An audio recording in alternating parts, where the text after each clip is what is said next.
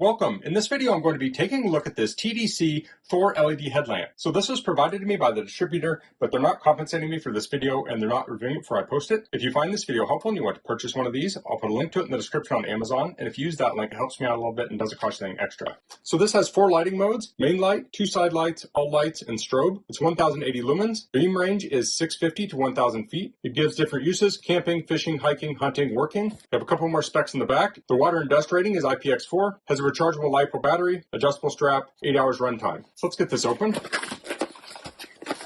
Here's the manual. The battery is 4000 milliamp hours. This charges with USB. It also has a second USB port, so you can use this to charge something like a phone. To turn it on, you click the switch, and each time you click it, it goes to a different mode. You can adjust the focus on here to spotlight or flood. So let's get this open. So this comes with USB-A to USB Type-C charge cable. Here's the headlamp. So this has 2 side lights and a center light. This will adjust down. We have an elastic strap for the headband. So the battery compartment is in the back. Here's the charge port here, has a little rubber cover. And then we have the USB-A port so you can charge devices with it. Has a light on the back, and there's a cord connecting the battery pack to the front. So let's try turning this on. So we have the main light, side lights, all lights, and strobe mode. And then this will rotate here. So let's turn this on and look at the back. And this also has a blue tail light on it. Let's try charging this. So you can use pretty much any USB charger to charge this. Plug it in. So it's currently charging at 0.8 amps. Now the charge rate can change depending on the state of the charge of the battery. But we can see the last light is flashing, so that would probably be the last 20%. And that's correct. So each of these lights is 20%. So I'll turn the camera around and I'll show this on my head. Okay, so I'll put this on my head. So it fits pretty good around this way. This is pretty loose up here. I'll hold on the plastic and I'll pull on it, and that will shorten that up. Probably not bad there. See, I want to pull this way. I think that's a little bit better there. So this is kind of actually pointing up right now. So I can tilt it. I can have it kind of straight ahead, or I can tilt it down. And I can even tilt it almost right on my face. So lots of adjustment with this. So since it has the light here and the battery in the back, it really balances out the weight. So it's very comfortable to wear. Okay, so I'm going to shut the light off and I'm going to cast it on this wall from about 4 feet so we can see what the beam pattern looks like. And then we will take this outside and test it from a longer distance. So here's the first mode. That's the center light. Here's the second one with the 2 side lights. And here's the third with all 3 lights. Then we have the strobe. So let's turn it back to that first mode. And now if we rotate the ring around the lens, we can change this.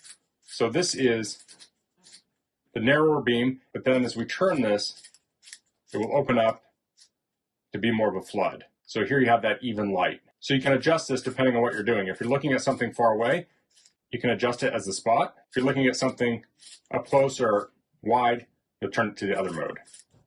So let's look at the wide with the side lights on. So here's the side lights, and here are all the lights. So we have the middle light is doing the wide ring, and the side lights are doing the center light.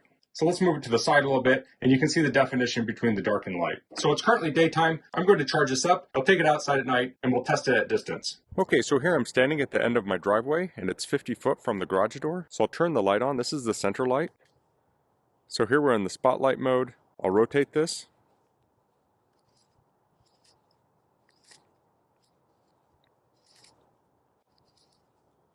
And now we're in the floodlight mode, so you can see that really opens it up. I'm going to tilt this down a little bit.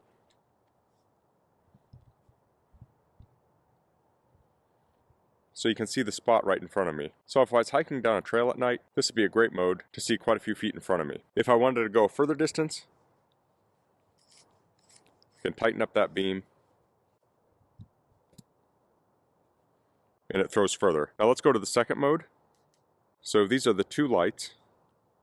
So you can see these throw a distance, but it's a little bit more like a flood that goes a distance. And this is all 3 lights. So we can tighten up or loosen that spot. So here we have the flood with the spot in the middle. Then of course we have that strobe mode. This also has the blue light on the back. So here's the blue light from 50 foot away. It's quite a bit more visible in person. So here I have a dark engine bay. Let's turn this on. So here we have that spot. I don't find that as useful here on an engine bay, but we widen that out. Don't need it super wide even. Think about like that's nice. My camera has a shadow here. I'll hold the light in front of it to get rid of that shadow from my camera. But you can see this illuminates incredibly well.